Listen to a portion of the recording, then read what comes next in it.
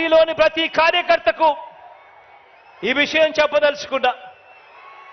ప్రతి కార్యకర్తకు మీ అన్న మీ జగన్ ఎల్లప్పుడూ తోడుగా ఉంటాడు అని చెప్పి సందర్భంగా తెలియజేస్తా ఉన్నాను. మరొక్కసారి ప్రతి కార్యకర్తకు తోడుగా నిలబడతాం. ప్రజాసేవలో ఉన్న ప్రతి ఒక్కరికి కూడా మరో 2 మెట్లు ఎక్కి అవకాశం కల్పించే బాధ్యత నాది అని చెప్పి కూడా ఈ సందర్భంగా చెప్పడానికి గర్వపడతా ఉన్నాను అని చెప్పి ఈ సందర్భంగా తెలియజేస్తా ఉన్నా. టాప్ మోర్ యూఎస్ బేస్డ్ ఈ లెర్నింగ్ ప్లాట్ఫామ్. మీరు కూడా స్లాట్ బుక్ చేసుకోవాలంటే ఈ నెంబర్ కి కాల్ చేయండి. ఇవాళ నేను మీ అందరితో కూడా ఒకటే చెప్తా ఉన్నా, ఆలోచన చేయమని అడుగుతా ఉన్నా.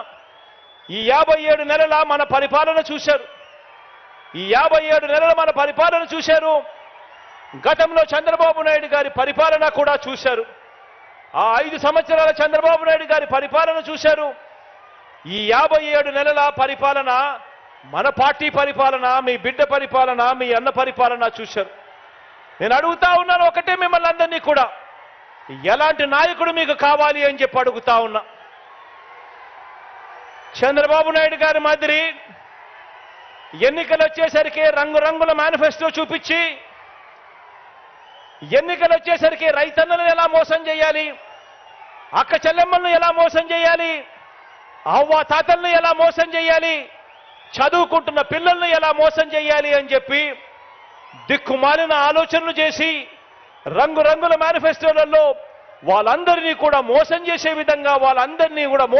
విధంగా అడుగులు వేస్తూ ఆ మేనిఫెస్టో రూపొందించి ఆ తర్వాత అధికారంలోకి వచ్చిన తర్వాత ఆ మేనిఫెస్టోని తీసి చెత్తబుట్టలో వేసి ఆ అక్క చెల్లెమ్మలను పట్టించుకోకుండా, ఆ రైతన్నలను పట్టించుకోకుండా, ఆ అవ్వ తాతలను పట్టించుకోకుండా, ఆ చదువుకుంటున్న పిల్లలను పట్టించుకోకుండా అందరినీ కూడా మోసం చేస్తా ఉన్నా అలాంటి చంద్రబాబు నాయుడు గారి మాదిరిగా ఉండాలనా అని అడుగుతా ఉన్నాను నేను మిమ్మల్ని అందరినీ కూడా.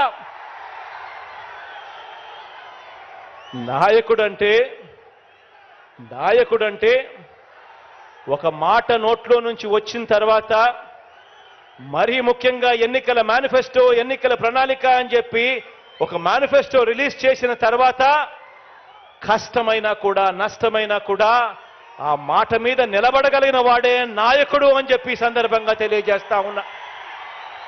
ఈరోజు అలా చేయగలిగాం కాబట్టి ఏకంగా 99% హామీలను, ఆ మేనిఫెస్టోలో చెప్పిన హామీలను నెరవేర్చాం కాబట్టి ఈరోజు ప్రతి ఇంటికి కూడా మేనిఫెస్టో తీసుకొని ప్రతి కార్యకర్త, ప్రతి అభిమాని ప్రతి ఇంటికి పోగలుగుతా ఉన్నాడు.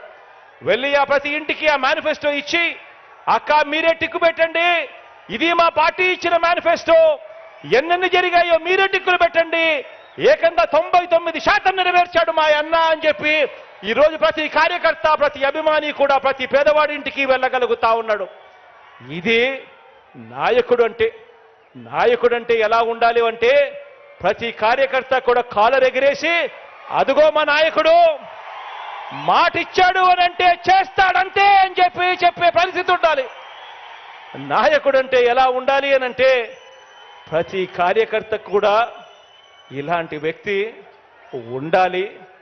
రాష్ట్రానికి, ప్రజలకు, మాకు అండగా తోడుగా అని చెప్పి అనిపించే విధంగా ఒక నాయకుడు అనేవాడు ఉండాలి. ఈరోజు నేను గర్వంగా కూడా చెప్తా ఉన్నాను, ఈరోజు ప్రతి గ్రామానికి మనం మంచి చేశాం, ప్రతి ఇంటికి మంచి చేశాం, ప్రతి పేద కుటుంబానికి మంచి చేశాం, ప్రతి పేదకు వారి భవిష్యత్తుకు ఈరోజు అండగా నిలబడగలిగాం. ఈరోజు గర్వంగా కూడా చెప్తా ఉన్నా, మాట ఇచ్చాం, మాట నెరవేర్చాం, మళ్ళీ ప్రజల దగ్గరికి మాట నెరవేర్చామని చెప్పి ప్రజల దగ్గరికి వెళ్ళే పరిస్థితి ఈరోజు మనకు, మన వైఎస్ఆర్ కాంగ్రెస్ పార్టీకి ఉంది. అందుకే అడుగుతా ఉన్నా, అందుకే చెప్తా ఉన్నాను, వచ్చే ఎన్నికల్లో మన టార్గెట్ 175కు 175 అని అడుగుతా ఉన్నాను. వచ్చే ఎన్నికల్లో మన టార్గెట్ 25 ఎంపీలకు 25 ఎంపీలు అని అడుగుతా